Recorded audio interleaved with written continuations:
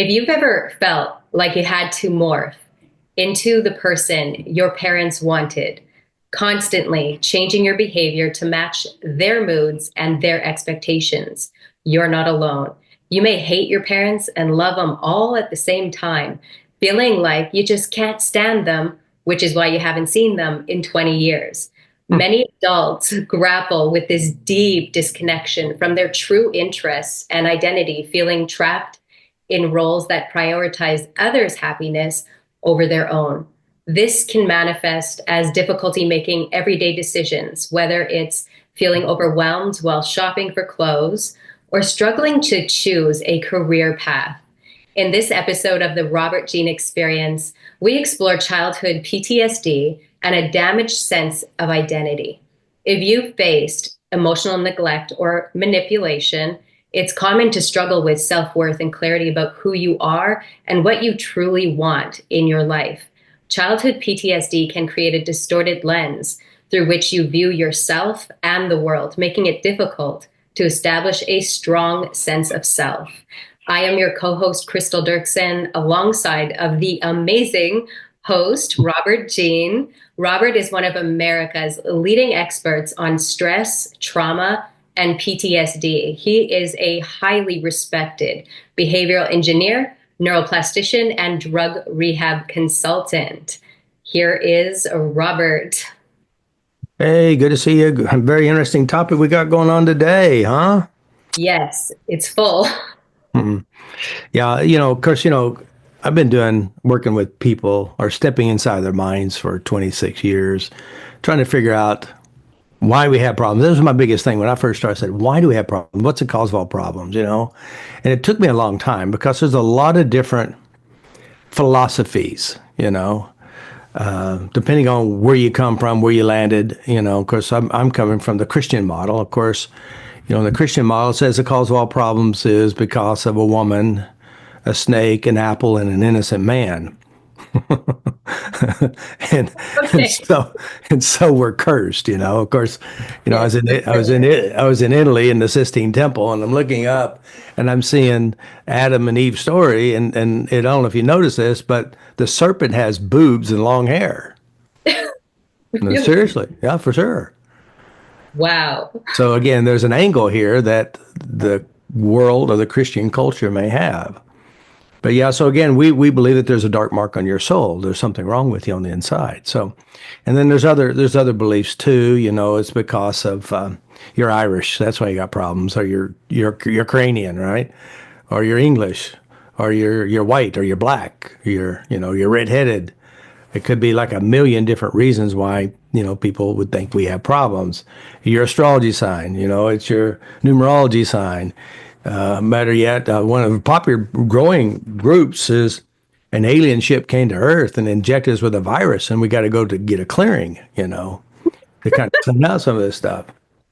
And to people who believe that, it's absolutely true. Each one of these I'm talking about, these are true to the believers. So my beginning, when I first started this, I go, why do we have problems, Why do we have problems? What is the real cause of all problems? And I figured it out, really. The cause of all problems starts at birth. If you hadn't been born, you would have no problems, right? But that's just the beginning stages, And again, the real reason why we have problems, and we call problems, now in my world, a problem is a successful, undesirable outcome. So that means you're creating it or you're manifesting or producing it based on what's inside you, right? Hmm. So that's one of the things that we just want to figure out and sort out. And so at the beginning, I had to wrestle through this. What really helped me understand more so, because I had a conflict with my training, because my spiritual church training, let's say it's not necessarily spiritual church training. And when working with real people, I'm trying to figure out, I said, oh, I can see that it has nothing to do with that. It's like this one lady, I've been working on her, and she had a very abusive husband, a very abusive husband. And she has two boys. And she said, well, my therapist says the reason why my two boys are treating me badly is because of a past life experience. And I go, seriously? So were your boys around when your husband's belittling you, beating you up, and putting you down? Yes. Don't you think that has really the real reason why? you know? So again, we kind of look back and we have to figure out why. I'm telling you why.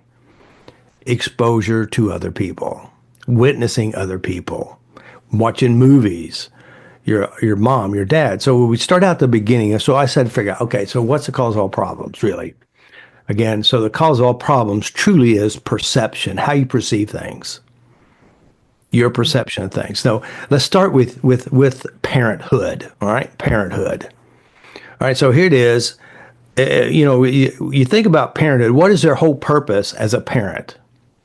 First of all, they're to raise you, feed you, and to educate you, groom you, train you to do something, to survive, or to operate in the world, right? To operate in the world. Yeah. To operate in the world. So again, your parents are basically narcissists. That's the utopian of narcissism. They're right, and you got to do it their way. Now, again, remember, my viewpoint about narcissists is that everyone has narcissistic traits. Basically, narcissism breaks it down. My way is the right way, and you should do it my way. And if you don't, I'm going to encourage you with some of my skillful tactics, like mom and dad, belittlement, beat you up, yell at you, whatever they do, right? Or maybe time out and have a conversation. Depends on the level of their emotional education. So when we look at this, parents are going to use upon us what was done to them. So if your parents have emotional issues and they come from a war-torn country, a poor country, a abusive family environment, guess what they will give you? Exactly what they have within them. So basically, now again, you take a child, like for example, we're going to look at all these different issues we have, and we're going to point at them saying it's their fault. Right. Right. And again, that's very narcissistic too, because of the fact they're not taking in the whole picture and understanding the whole emotional dynamics between parents and us and our role. There's a million different stories when it comes to this, really. So when we talk about like a parent who,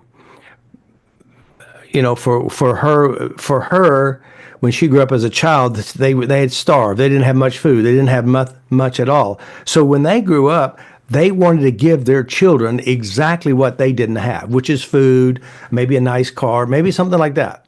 So here you, the child, you growing up, and your mom is giving you all these things, buying you all these things, but this is what your mom needed you, but you're getting it. You don't take it as love. You take it as she's buying me, But so we're going to judge our parents based on what we deem important to us.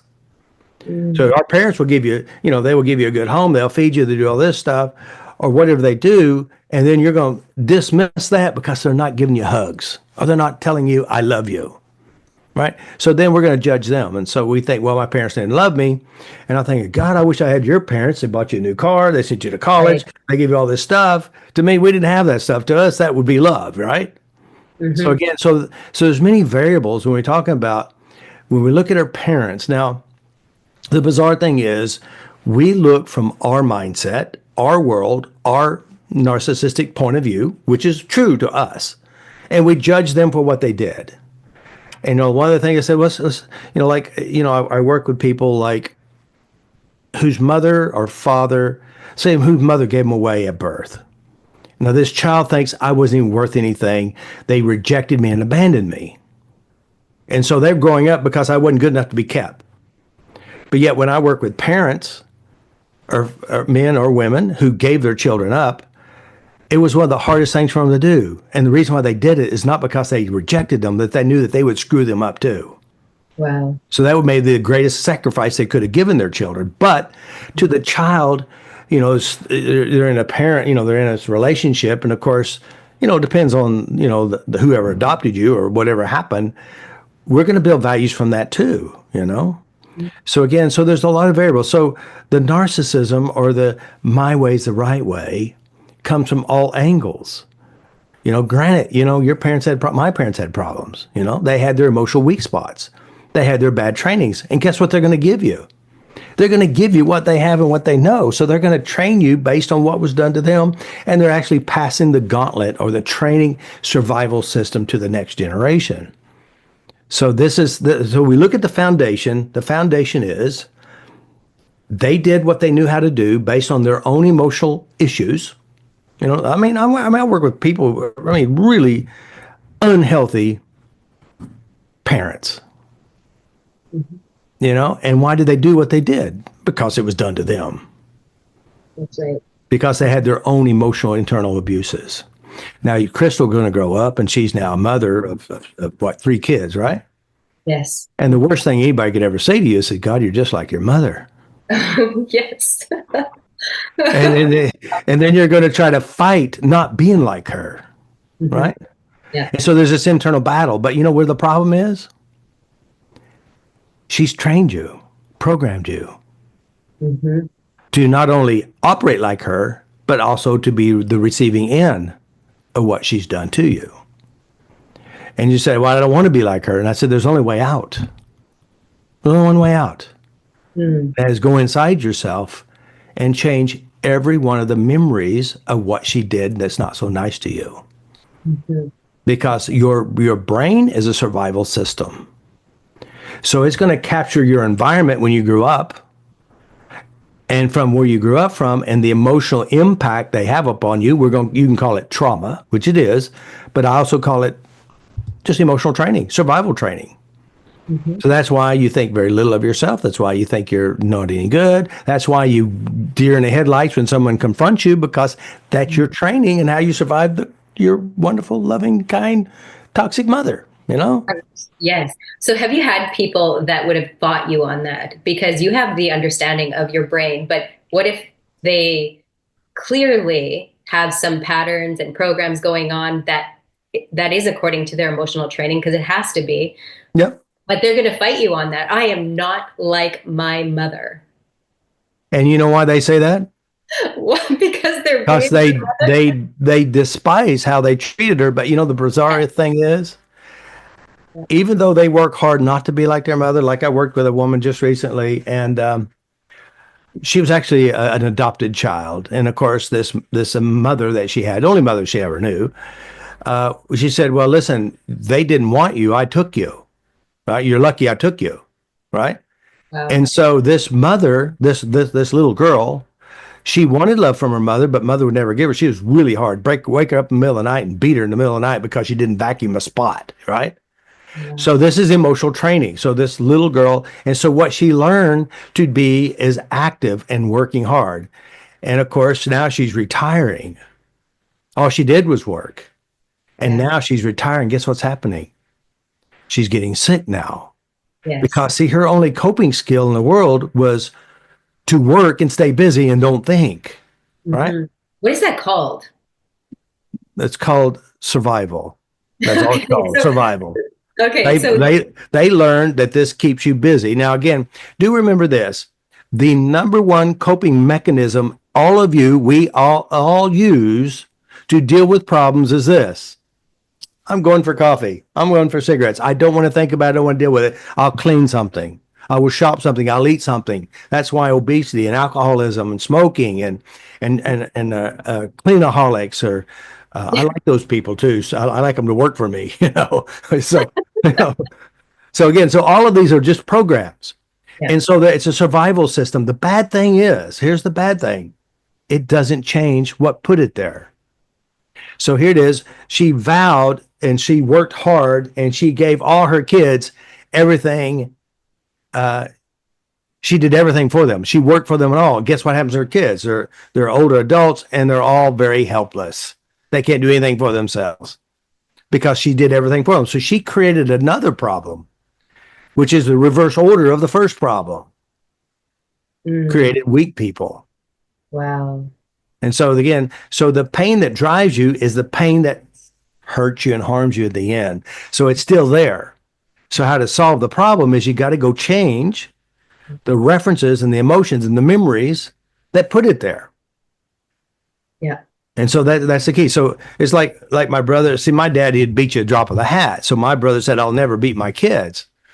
And of course, what happens is now the kids are a big problem because he didn't guide them and direct them. He didn't anything. So now they're the opposite of what he had. So the thing is to create a balance between the abuses and the escapaholism and create what you call emotional healthy balance between both ends. Because if you use this to escape, what you escape to creates a problem over here. That's why number one coping skill for a lot of people is shoveling food in their mouth. Mm-hmm. There's Yes. love, there's comfort, there's escape, there's connection and all that stuff. And now they're trying to lose weight. Well, it's really hard to lose weight when you get satisfaction out of eating food. You love food. Food is your comfort. Food is your guide. Food protects you. Food keeps you from being raped or abused or beaten. Right. But you don't like your body. So again, your escapism becomes the noose that hangs you in the end. Mm-hmm. So how do you balance it out? You have to go to the driving force, which is emotions and memories and hurts. Right. Okay. That's so, it's really incredible how we're programmed and how all the brain links things together and what you're talking about. Mm-hmm. Let's take our listeners back to the basics, like understanding, first of all, what is childhood PTSD, and can you explain what that is in comparison to childhood trauma? Yeah, PTSD and trauma and emotional education are one and the same. PTSD is post-traumatic stress disruption. Let's put disruption, not disorder. Now, it is a disorder to people who don't know how to change the cause of all problems, which is memories. If you go to a system, they don't know how to change memories, then you got a disorder because they don't know how to fix it. So it's broken. All right. So that's an error. But it is not an error to people who don't know what they're doing. That's normal, right? So my belief system is you're not broken, you're not screwed up, you're just doing what you're trained to do unconsciously. And it's the unconscious training comes from, we would call PTSD, post-traumatic stress disruption, or distinction, or discernment. So like I mentioned before, if you're a little girl and you follow your friend to her home after school, and then you decide to go home, your mom is really upset, she beat you with a switch. That's a trauma, but it's also emotional education training you not to ever do that again. Correct. Yes. So there's no difference in that than somebody physically abusing you or sexually abusing you. It's a training. It's introducing a new world that you didn't know existed. You didn't know that you wasn't supposed to go to your friend's house after school, but you definitely discovered that you shouldn't. As a matter of fact, your friend says, will you come over tonight? And you get trembling and scared and you go deer in the headlights. I can't, because you got a good switching. So this is the structure and how the brain operates to keep you alive and safe. That's right. Yeah. So let me just say it one more time. PTSD is emotional training, how to survive. Now, let me just say this. It's not what happened. You have to understand, it's not what they did to you that gives you PTSD. It's what your brain captured, organized in the mind, and use on you to make decisions. Yes. So we can't blame our parents. I mean, you can, but it's like, it's not just fun. Yeah, but your parents could be dead and you're still blaming them. It's not them, it's you. You do it by yourself right now. Right, exactly. And that's because inside your head, you have all the trainings. Yes. Now, what are trainings? Memories and experiences. That's right. So even while you were talking, actually a memory came up of how my mom trained me to stay away from the pond. We grew up on a farm, so she had to teach us, and her only way to teach us about the pond and to stay away from it, because we loved water. We're going to play with water. We're going to throw rocks in the water. We're going to be kids. She taught us that there was a witch in the pond. And we could not get close to the water because otherwise that wicked witch was going to come out of the pond. Great training. So the way my brain captured it, it actually came up while you were talking, and I see the pond, I can see the water, and I can see the witch, and I can actually feel it in my body. Yeah. Yeah. Interesting. And that's how I captured what she was communicating to me. Yeah. Now, she could have done that. She created a story that's create the fear within you. And then now you still avoid water unless you updated that program. Or better yet, they beat you really bad. That's also emotional training to alter your decisions. Yes. PTSD, trauma, or emotional guidance, whatever you want to call this, is training you to make decisions based on whoever it is that's enforcing it and their fears. Remember, your mom, I mean, when you think about it, was she actually trying to harm you? No, she's trying to protect you based on her own programming. So using a monster or a witch or a demon or a switch, all of these are going to get an outcome. That's right. Yeah. So then what are some of the common signs and symptoms of childhood PTSD, like that adults might, yeah, might not even realize that they're experiencing? Well, I mean, there's a lot of, I mean, if you think about every today problem we have, every problem we have today is usually based on early trainings.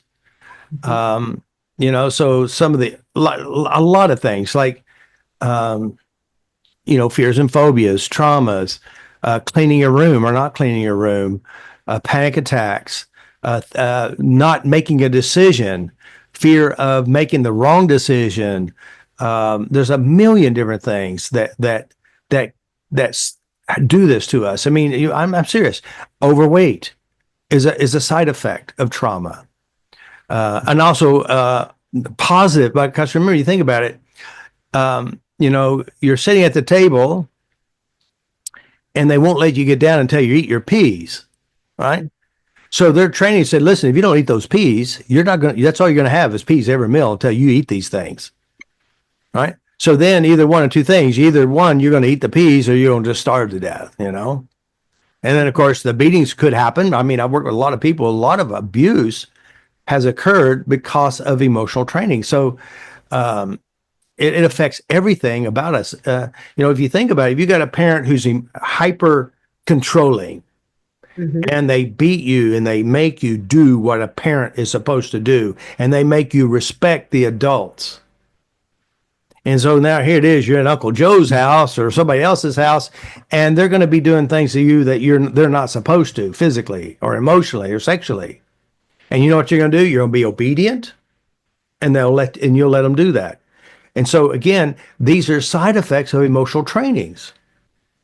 Mhm. People will manipulate you, they will bully you, they will take advantage of you, they will hurt you, they'll harm you because of certain training. Now let me say there is a balancing act. Now, if you have a parent who's not driven by pain, not driven by hurt and harm, but logical, emotional education, it could be a little bit different. And by the way, some kids will rebel against the parents and they'll be the opposite.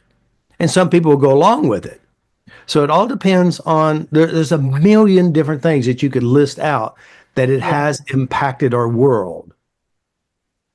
Yeah, definitely. And how the parents train their children. I know many of the people in our community, like really religious people, like, I mean, the Brennanites, Hutterites, Mennonites, like they all have this training where they really don't teach their children. Like they don't know. So when a girl starts growing up and starts developing and experiencing new things in her body, she doesn't know what that is. And no one has told her what that is. Right, right. I mean, I work with so many women who parents didn't tell them anything about their period happening. And Yes. that becomes a trauma for some of these women.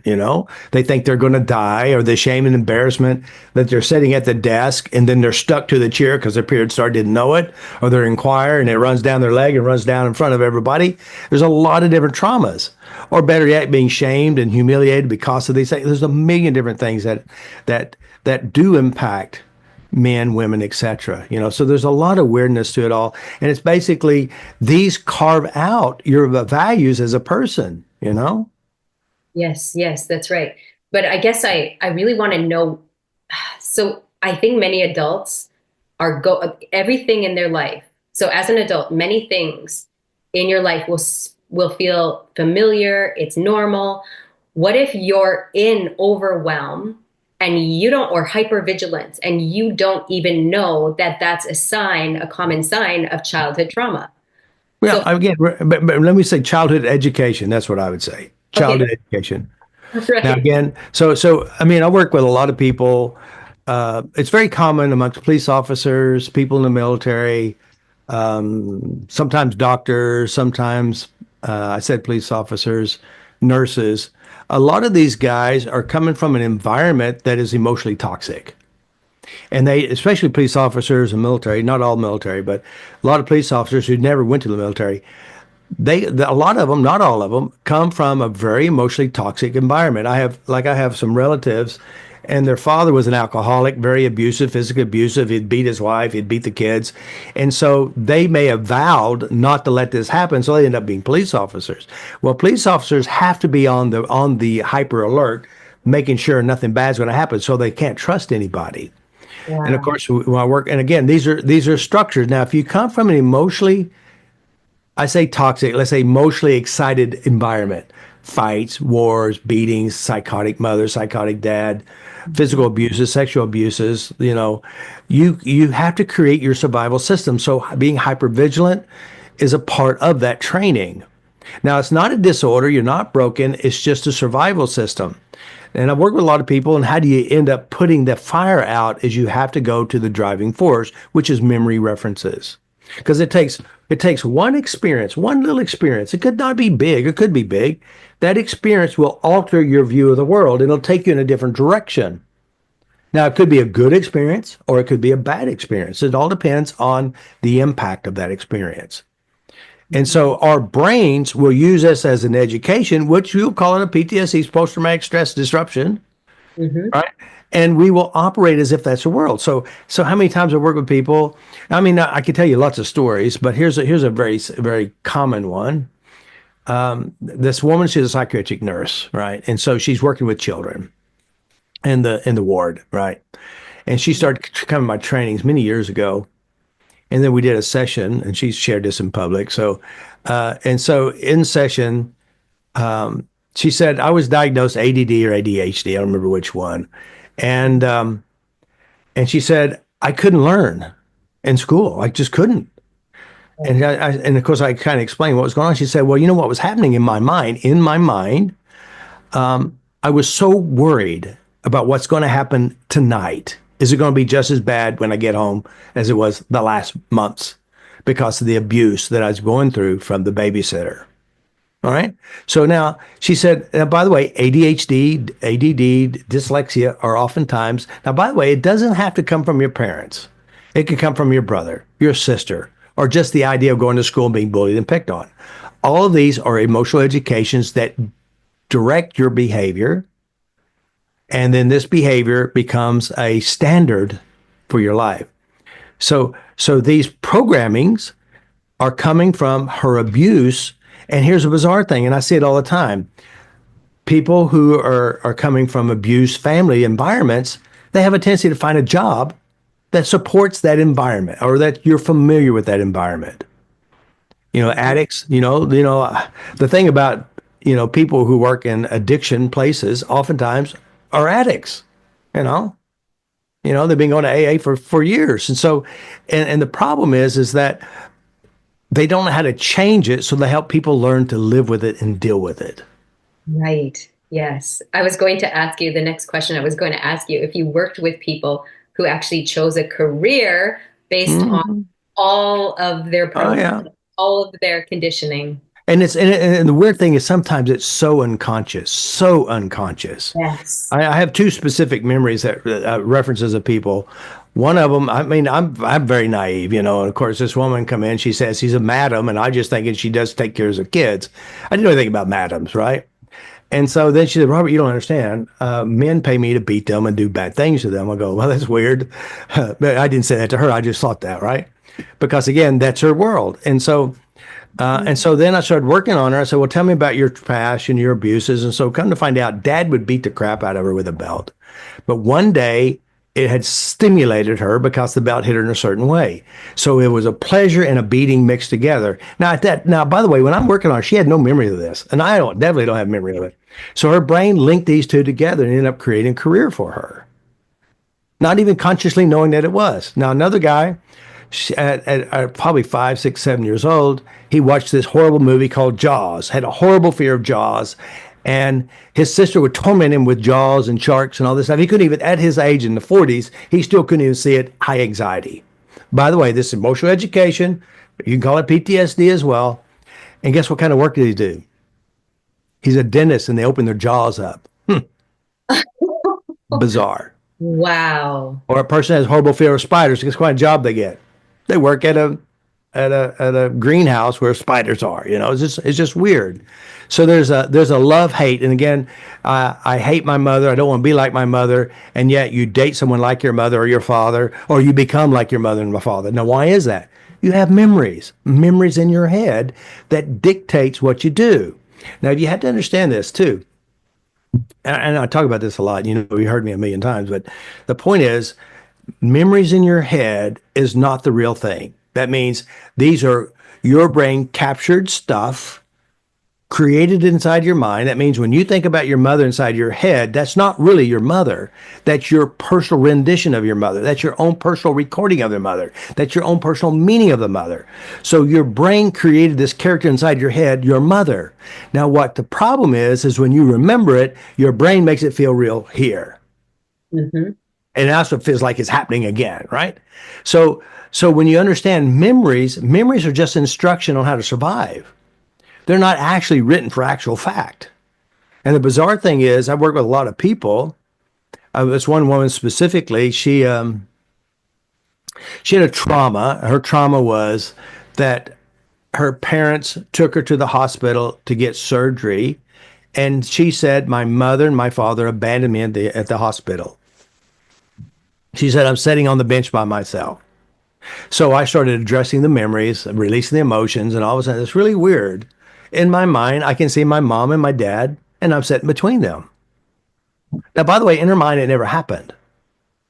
And so then she goes home and asks her parents, say, well, because she never talked about it. She talked about her parents when it happened. She goes, "Oh yeah, you're sitting right between us." So her brain, in hypnosis, they talk about negative hallucinations. That means you don't see something that's actually there. Mm-hmm. And so, and the reason why she didn't see them there, because in her mind, she went inside of herself, creating the feeling of loneliness or abandonment.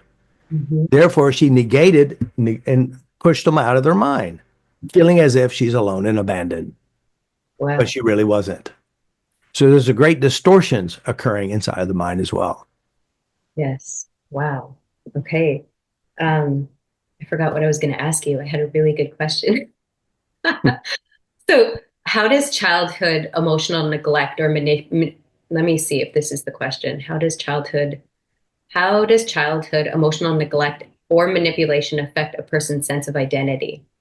Well, what is identity, first of all? You are who you are based on what you hold within your mind. Identity is created from your past, from your experiences and how you process the experiences. And I say, "Who are you, Crystal?" And who are you, Crystal? If I say, "Who are you, Crystal?" What would you say? I would say that I'm a mother of three. Okay. So you're a mother of three kids. Who Mhm. are you? Who else are you? Yeah, I'm a wife. Okay. Who else are you? I'm fun, Okay. Now, how do you know you're fun? because I'm a lot of fun to be with. I see lots of people laughing and enjoying themselves when they're around me. Okay, so let me pause here. So who are you? Your identity is created by experiences. You notice that if you never had children, you never say I was a mother. If you didn't say you were never married, you'd never say I'm a wife. And if you never made people laugh, you'd never say I'm fun, right? Right. So identity is created by exposure and experiences. Mm-hmm. So if you had a training from whoever, wherever it comes from, mom, dad, brother, sister, aunt, and uncle, and they trained you, and you figured out it's smarter to be malleable and do whatever they say, you create the identity that I'm adjustable.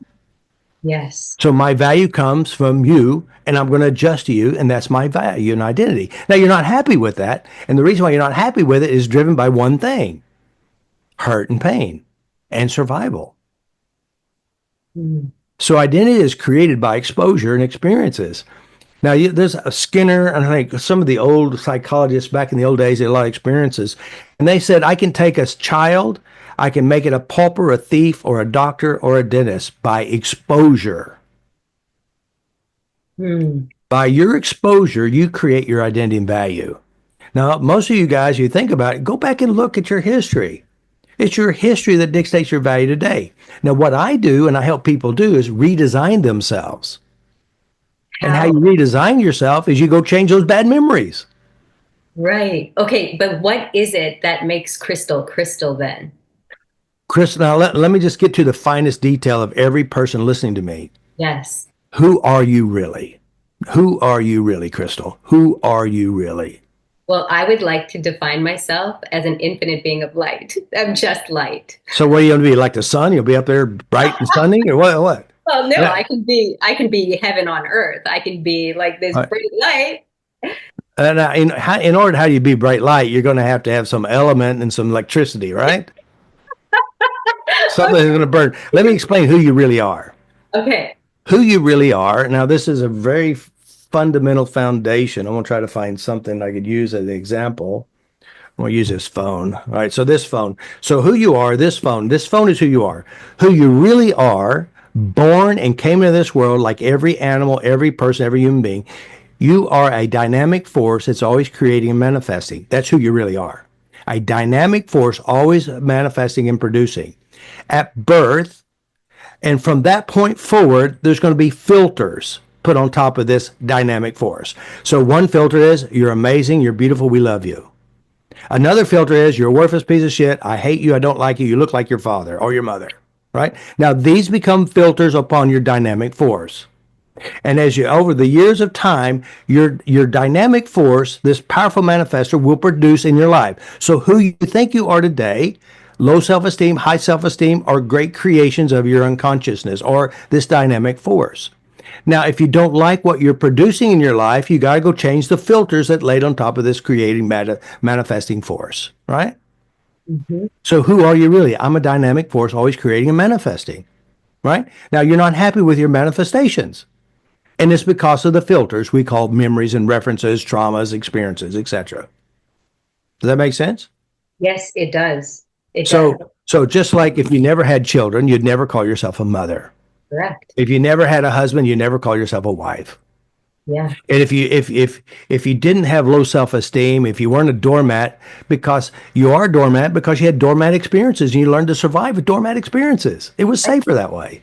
Just wipe your feet on me. Yeah, I'm yours. Just a doormat on your forehead, right? Yes, exactly. And the reason why you have and the reason why you think you're a doormat is because one of your filters, you figured out it's safer to be a doormat than to fight because you'll lose. They're bigger than you.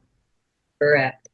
Okay, so you're saying that as this dynamic force, identity, like I don't know if it's a foundation or the essence of It's everything has it within them. It's a survival train. It's a machine. It's a survival system. But you're saying that I can be who I choose to be. You will be what you hold within thee. Yes. But as creators of our experience, that's correct. That's totally We're translators of our experience, yes. We're translators of our experience. Oh goodness. Okay. Now you have to understand this. Your brain, the smartest part about you is I'm not talking that part. The smartest part about you is not prefrontal cortex logical thinking. The smartest part about you is the limbic operating system. You call it the unconscious, whatever you want to call it. This system captures things, events, experiences, and ideas from around you. And it's going to capture it and it's going to organize it. It's going to reuse it on you. All right. So this part is what you don't know how to use. Most people don't know how to use this part. This part dictates their life.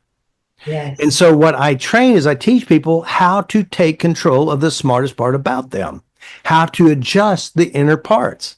A lot of people, there's a lot of people I watch a lot of the lady, I don't know what her first name is, the crappy childhood fairy. She's really good, right? But the problem is that she's not good at is changing the cause, which is memories. You're going to journal it. You're going to logically understand it. That's okay. But it doesn't change the resource. Mm-hmm. We look at even Gabor Mate, which I like him too. The weird thing is I watched his videos, goes, he's got to be watching my videos because that's what I say. But the difference between he and I is that he didn't know how to change memories. Correct. He says, psychology, talk about it, take some drugs and just live with it and deal with it and build your identity based on your crappy childhood. Yes. So that the difference that makes a difference in transforming your life is changing the emotional experiences, the traumas, the memories and references, and redesign them. Now, somebody says, well, aren't you lying to yourself? I said, let me tell you something. Your past is a lie today. It's not true today, but you're still using it as your value and identity. Yes. Yeah. So after changing the inner references, changing the memories, what about, I'm so interested in this dynamic force because that's what, because I only want to be that dynamic force. I don't want to be programs, but either way, I Both are will programs. They're both programs. It's all programs. It's all programs. Okay. All right. I mean, for you to walk across the floor is a program. True. Yes. Oh, these are all you again, to have nothing is maybe brain dead will be nothing, you know? I don't know. Because again, we're a manifester and producer. Yeah. That's what we do. Mm-hmm.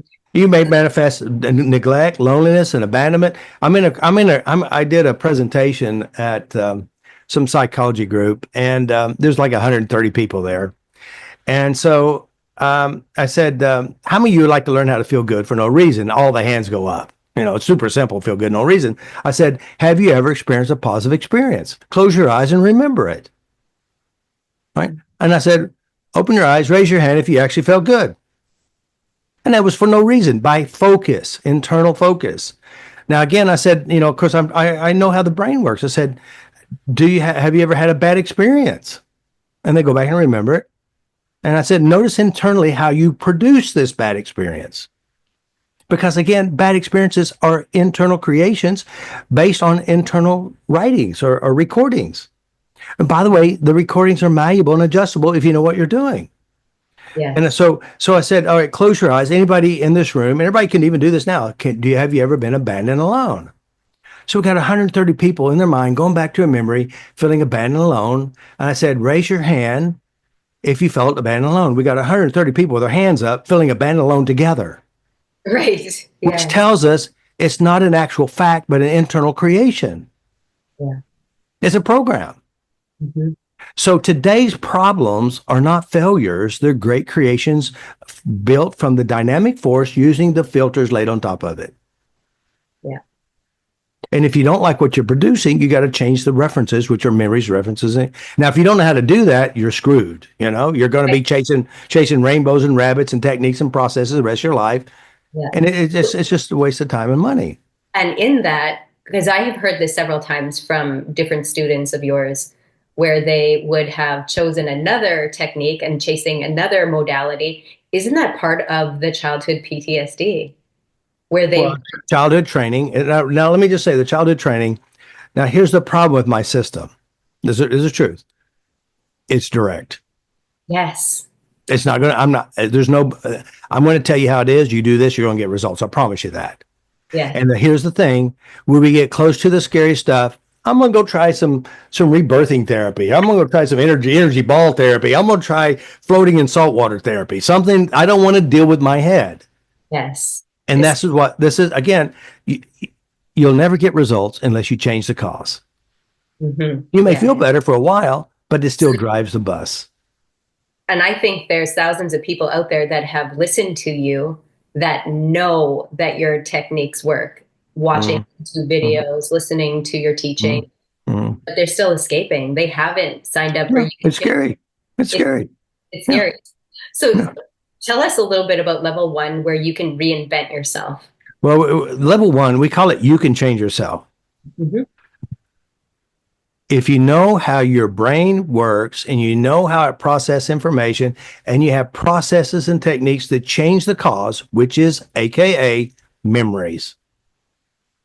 I mean, that's the cause. Now, so I teach people how to take control. Now, again, you know, you heard me say this before. A lot of the great spiritual teachers and all this stuff, know thyself. What does that mean? It's not your name, your birth name, your birth certificate, your driver's license.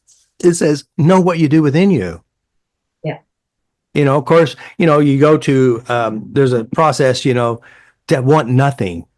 You know, to clear your mind and have nothing in your mind. Wanting nothing is wanting something called nothing. Right. It's still wanting something. It's still wanting something.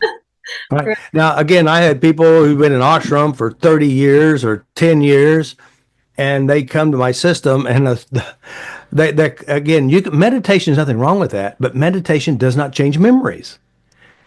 Meditation, I mean, it's great skill mentally, and you can feel good.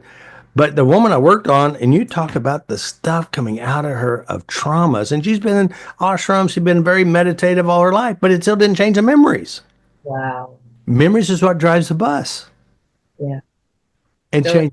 So again, that's the key. So every bad behavior that you call bad is not really bad to the unconscious brain or the limbic operating system. You have to understand that I call the limbic operating system the intelligent idiot, mhm. which means it's really good at what it does. It may not produce something consciously it produces things we don't like, but it just does it because the environment trained them to do what it does. Yeah. So if you come from a toxic environment, you're going to have some toxic behaviors. Hmm. Yeah.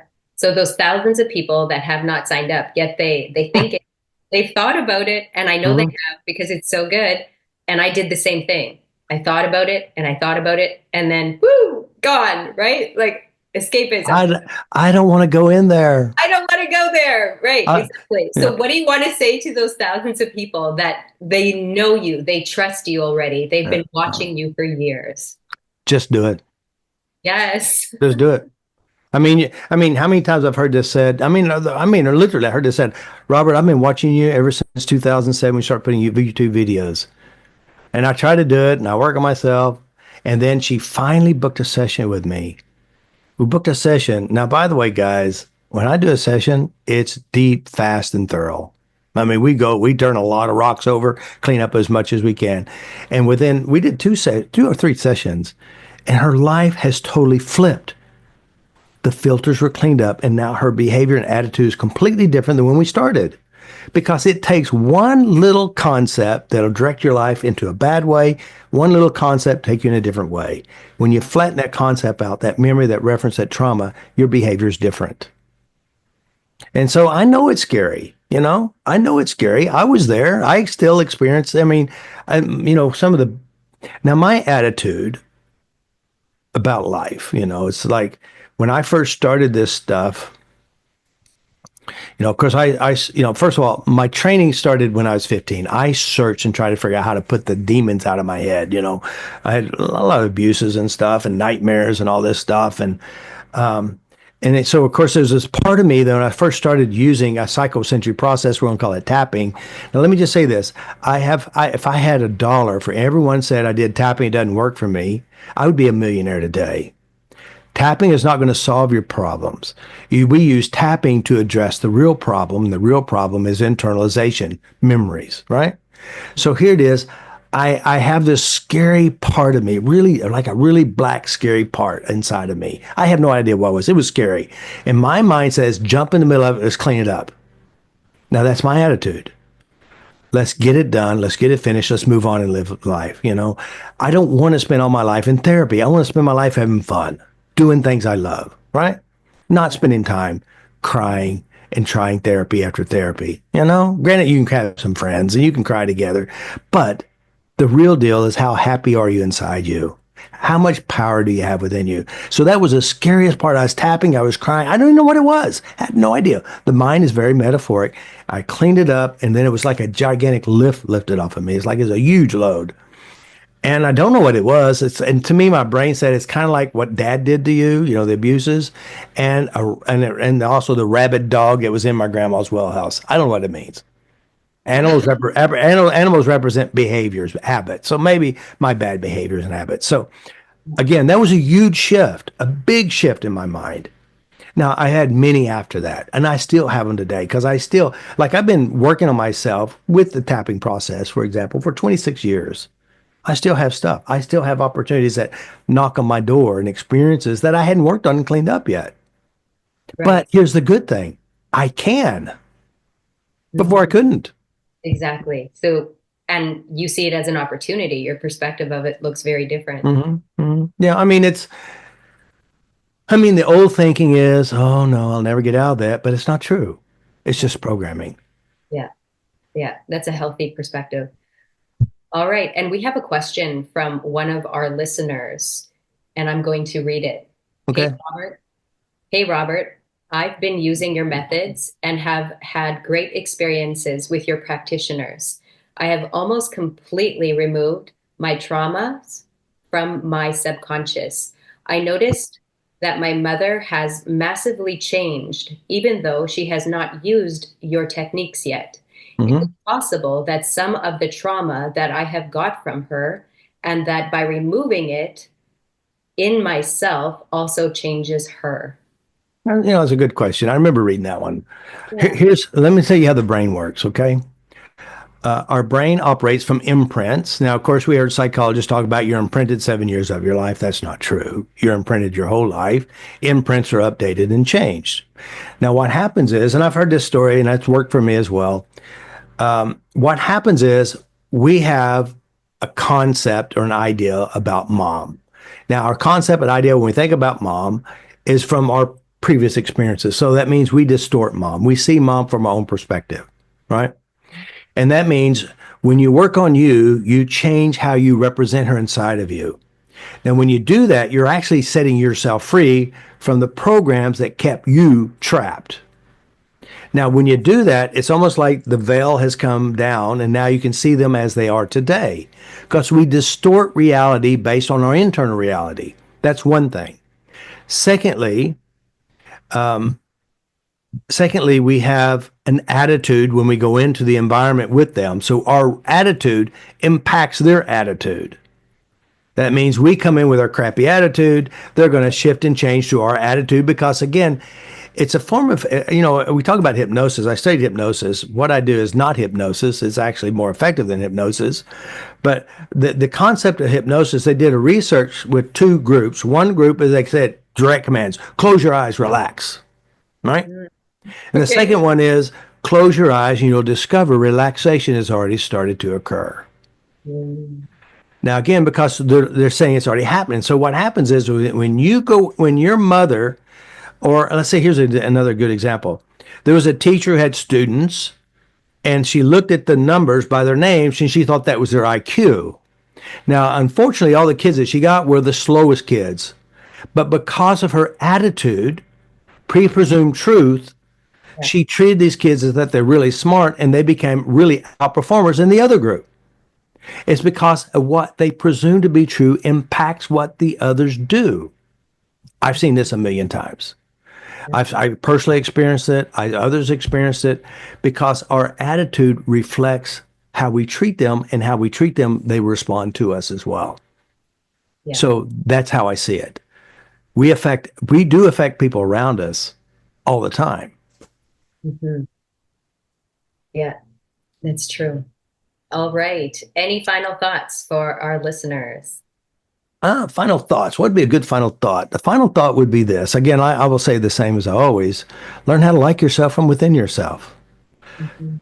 Change all those bad memories about your mom, your dad, your ex husband, your ex wife, whatever it is. It will set you free, free to be creating something different. If you don't know how to do this, you can hear my voice and I know how to do it. Do it. Learn how to take control of your thoughts. Learn how to take control of your mind. Learn how to be the master of your own head. If you think about it, if you're in the desert or you're in a ditch or in heaven or in the mountains, wherever you are, you're there. Learn to be your own best friend. Mm. And if you are your own best friend, life will be good and you'll attract the same into your world. And if others show up, you just don't have time for it. It doesn't mean much. Wow. So learn to be nice to you, Yes. Reinventing your life. updating your head. Updating your head. Yes. So thank you for tuning in to another episode of the Robert Jean Experience. And don't forget to sign up for Robert's free online course and stay tuned to our next episode. Yeah. And if you want some guidance, we can help guide you in what to do. Yes. And how would we do that, Robert? We'll have an email right there at the bottom. Contact us and we'll have someone call you and help you. Awesome. Wonderful. Good All right. job.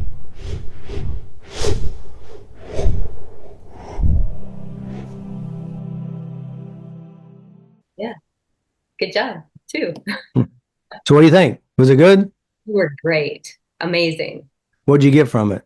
I liked that we talked about this from another angle. So even though we're talking about childhood trauma and PTSD, we were still looking at it from a different angle now. Hmm. So what I got from it was we really are all just programs. I think part of my perspective always went back to I'm here manifesting heaven on earth. I'm an infinite being of light, which means that I'm radiant, but I do understand that I have these programs. But then you kind of dropped in with, well, everything is programs. And it's like, Hmm. oh, it's like a different perception shift for me again because every single thing is a program. That means Yeah. there's like this infinite being of light must have been like an illusion or a wish or a desire Hmm. when that's Hmm. not going to happen. But yet, Hmm. what about heaven on earth? Like manifesting heaven on earth, having Yeah. heaven on earth experiences. All right.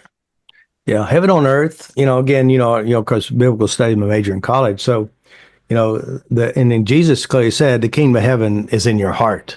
Yes. The kingdom of hell is in your heart, which Yes. is not the pumping thing. It's your memories. The heart, because back in those days, they thought the heart was the thinker because they felt it, again, thinking it. And of course, the Egyptians, they would kind of wrap this heart and protect it, really make it really special. This stuff in their head, they are just wasted matter. So Mhm. again, the heart really represents the mind. And of course, the mind makes the heart thump, Yeah. speed up, slow down, etc.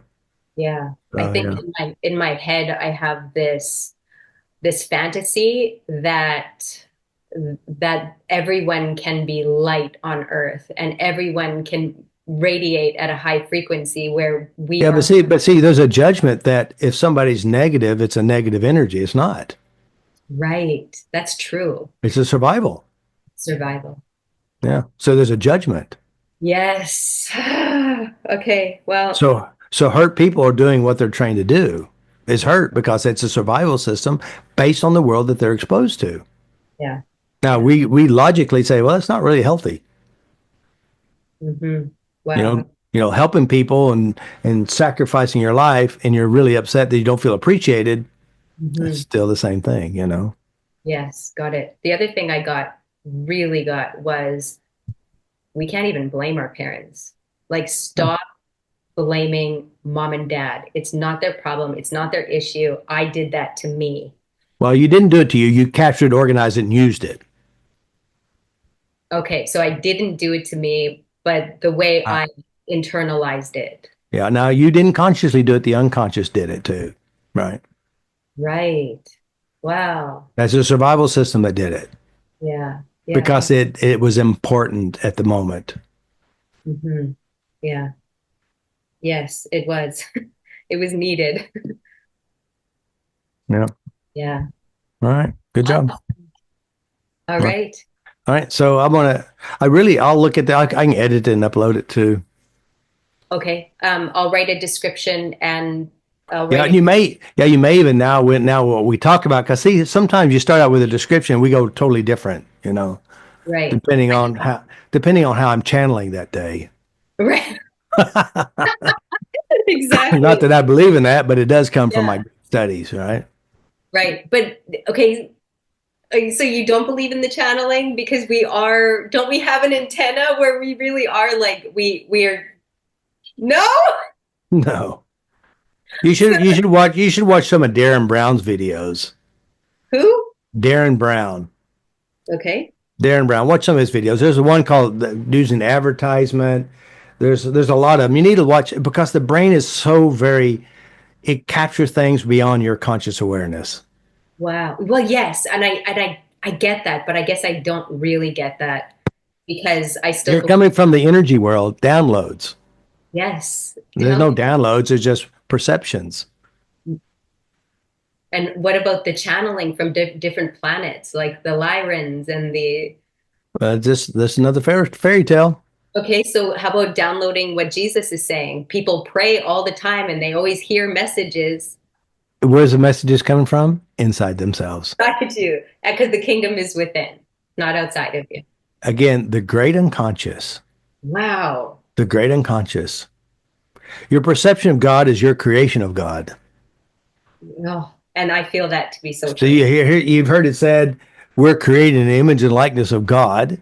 And I say, God is created in the image and likeness of the one who thinks of God. Wow. Do you understand what I just said? No, you have to say it again. I think I spaced. God is created in the image and likeness of the one who thinks of God. That means your perception of God is created by you. Me. Yeah. And what you've heard, Yeah. read, you create God. So Now, I can, you go to your church, God is different than every one of the people. yes, I noticed that everyone has a different Jesus. Yeah. Yeah. Yeah. All Wow, that is so good. right, good job. All right, thank you.